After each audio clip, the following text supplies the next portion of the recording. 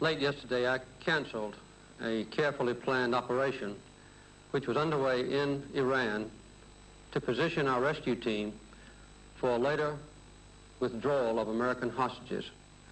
2 of our American aircraft collided on the ground following a refueling operation in a remote desert location in Iran. Operation Eagle Claw had ended in a ball of fire on a landing strip designated Desert 1. When the shock of failure subsided, the U.S. faced months of national humiliation. The Iranians reveled in their deliverance from the great Satan. But their celebrations obscured one essential fact. The U.S. was now committed to counterterrorism in a big way. Just as the Munich Olympic tragedy had been a wake-up call for the West Germans, so had Desert 1 forced a re-examination of special operations within the U.S. military. Delta Force has subsequently engaged in numerous counterterrorism operations worldwide.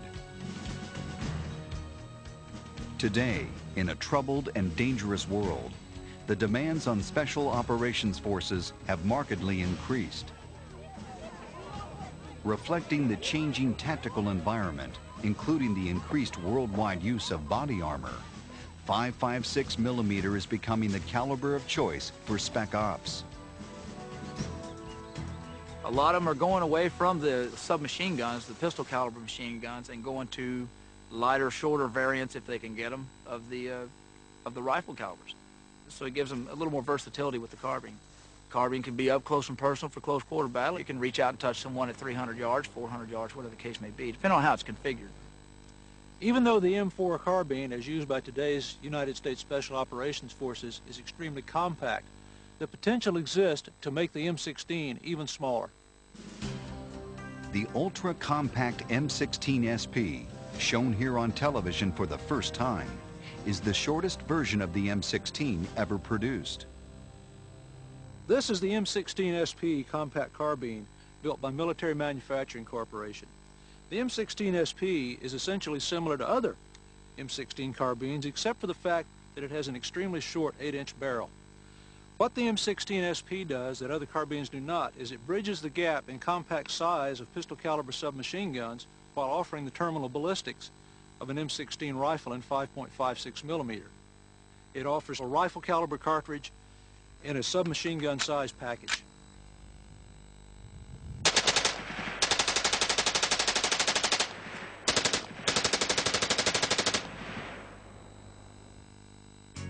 When the mission calls for precision shooting beyond 300 meters, traditional sniper skills come into play. Several versions of the caliber .308 Remington 700 bolt-action rifle are used for special operations. Seen here with suppressor, the rifle is modified with custom barrel, custom trigger, and polymer stock. But for extremely long distances, or for special hard targets, such as steel or concrete enclosures, the Barrett Caliber 50 anti-material rifle is the weapon of choice. Bolt-action and semi-automatic versions are available. First used during the 1991 Persian Gulf War, the Barrett uses the same ammunition as the World War II vintage M2 heavy machine gun, with some modern variations. The powerful Caliber 50 cartridge can reach out to ranges of 2 kilometers with devastating effect.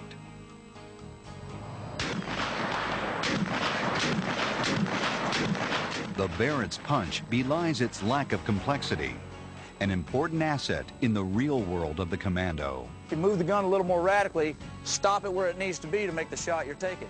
Blackwater Training Director Al Clark speaks to the issue with a clarity derived from 7 years' experience as a Navy SEAL.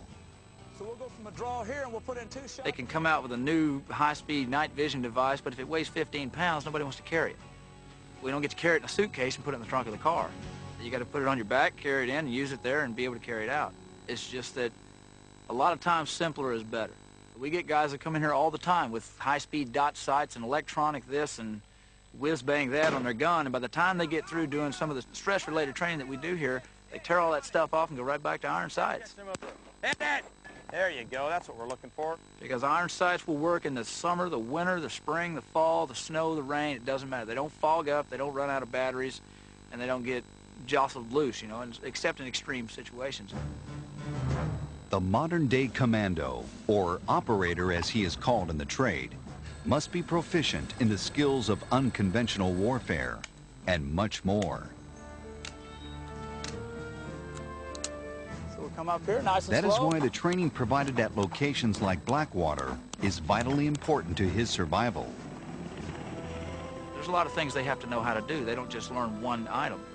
So what we do when they come here is we focus on the shooting portion. We don't do the ready on the right, ready on the left, everybody get ready and do a drill over and over and over until you finally get it right.